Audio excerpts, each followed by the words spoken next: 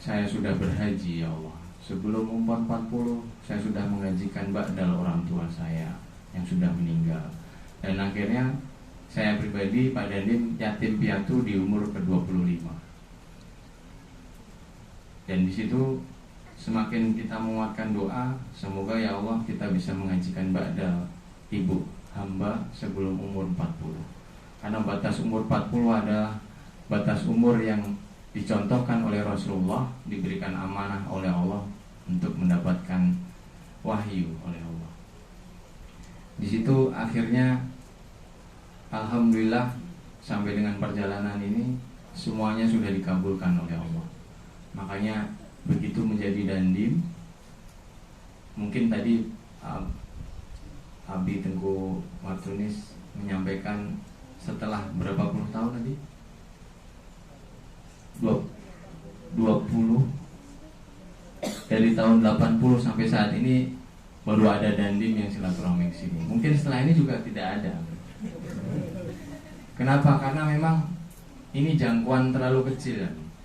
Jangkauan terlalu kecil yang memang membutuhkan rentetan sejarah tadi.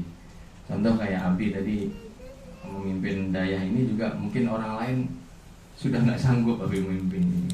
Memang semuanya dengan sejarah dan mungkin ke depan bisa jadi tidak ada lagi dandim yang kesini. Bahkan dan Ramil yang kesini pun mungkin beliau yang sering memperhatikan. Kenapa? Karena semua memang menggunakan riwayat perjalanan hidup kita. Contoh seperti yang saya sampaikan tadi, perjalanan riwayat hidup kita dari yatim kemudian dijalani dengan penuh seksama, penuh istiqomah kepada Allah. Akhirnya Allah memberikan nikmat sekarang yang harus disyukuri. Dan makanya pada saat menjabat sebagai dandim, saya mempunyai keinginan atau boleh yang dibilang nazar bahwa setiap kali kunjungan ke Koramil, insya Allah akan silaturahmi ke dayah-dayah, terutama akan bertemu dengan adik-adik yang yatim. Kenapa demikian? Karena dulu kita yatim, Pak.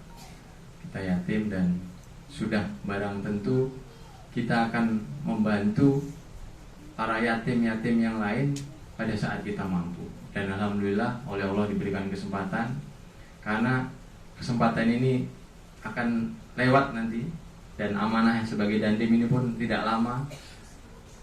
Mudah sekali Allah akan membalikkan nikmat itu. Bapak Ibu semua mungkin mendengar, melihat di TV yang namanya Bapak Ferdi Sambo, diberikan nikmat bintang 2, diberikan kekayaan di dunia, tetapi lupa bahwa nikmat itu hanya titipan. Akhirnya sekarang bahkan beliau dihukum mati.